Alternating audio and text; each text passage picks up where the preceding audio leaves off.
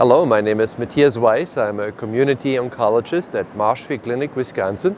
I'm the principal investigator of our CCAP Community Clinical Oncology program. Yeah, I'm here at ASCO 2014 in Chicago, and I'm here to present a poster concerning the ECOG multiple myeloma clinical trial accrual performance evaluation utilizing the NCI trial complexity and element scoring and the NCI myeloma steering committee accrual working group scoring models. When the NCI myeloma steering committee was formed, I was invited to participate as the community oncologist representatives.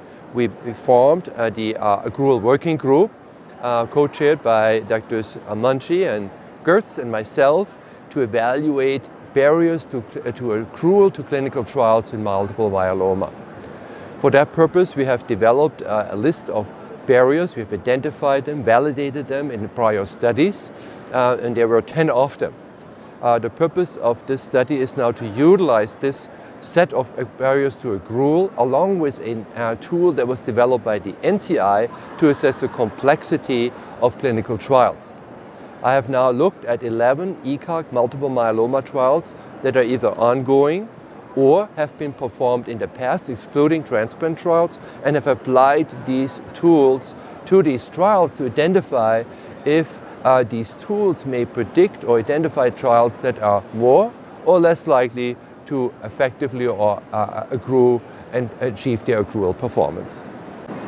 What we have learned as a result of this engagement is that the NCI trial complexity elements and scoring model failed to identify ECOG multiple myeloma trials that were more or less likely to be effectively accrual.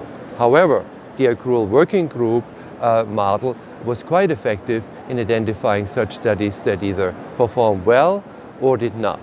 Of interest is that among those 6 trials that were successfully accruing, none of them had features or components or barriers to accrual that definitely affected or impacted negatively the accrual. Whereas all 5 of those that did fail to achieve adequate accrual performance had such barriers to accrual that definitely impeded accrual. At least one, some of these trials, up to 3 of them. What we can learn from this is actually that potentially in a prospective way, now remember this was a retrospective analysis, in a prospective way we can apply this accrual working group tool to hopefully identify barriers to accrual before a clinical trial is being fully developed and placed into accrual mode, hopefully preventing that we initiate trials that might not be effective in accruing in achieving an adequate accrual performance. This tool may also apply not only to multiple myeloma clinical trials, but also can be useful for any NCI oncology treatment-related trial.